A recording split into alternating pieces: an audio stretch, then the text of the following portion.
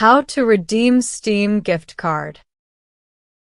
Steam is a digital distribution platform primarily designed for video games, but it also offers software and other content. First, open the Steam app on your mobile device. Click the three horizontal lines in the top left corner to open the menu on the left side of the screen. Scroll through the menu until you see the Store option and tap it to open up another menu with more options. This will open your account details page, including access to your Steam wallet funds. Tap plus icon to add funds to your Steam wallet.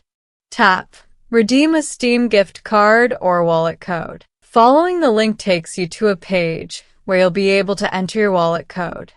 Enter the code and tap Continue. Review and confirm the amount added to your wallet. That's it. Thanks for watching.